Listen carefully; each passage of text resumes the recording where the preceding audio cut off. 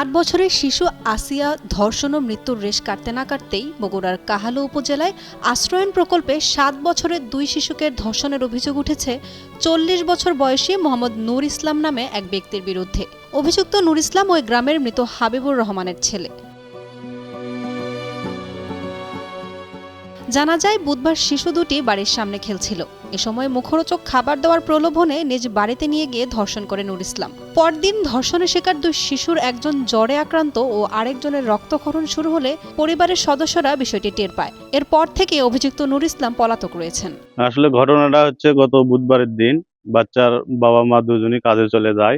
বাচ্চা ওখানে আবাসন প্রকল্পেই থাকে, খেলাধুলো করে। তখন ওই যুবক ওনার বাচ্চাগুলো ডেকে নিয়ে ঘরে নিয়ে যায়। ঘটনা ঘটাছে, আমরা দৃষ্টান্তমূলক শাস্তি চাই, আর সুষ্ঠু বিচার চাই, যাতে আইন আর সুষ্ঠু বিচার করে, এটুকু আমার দাবি। এদিকে অপরাধীকে দ্রুত গ্রেফতার করে শাস্তির আওতায় আনার দাবি জানিয়েছেন এলাকাবাসীরা। আমরা সবাই মিলে থানায় অভিযোগ দিয়ে থানার থেকে থানা ওসি গেল, যায় সেখানে কথা বলে এখানে থানায় আমরা আসলাম।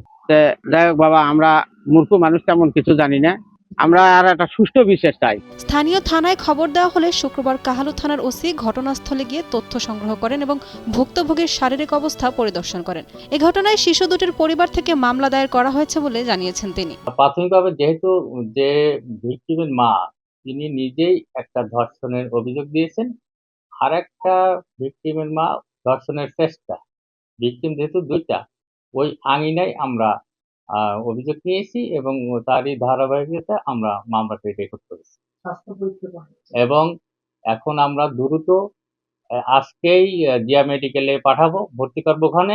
শিশু দুটির স্বাস্থ্য পরীক্ষার জন্য বগুড়ার শহীদ জিয়াউর রহমান মেডিকেল কলেজ ও হাসপাতালে পাঠানো হয়েছে।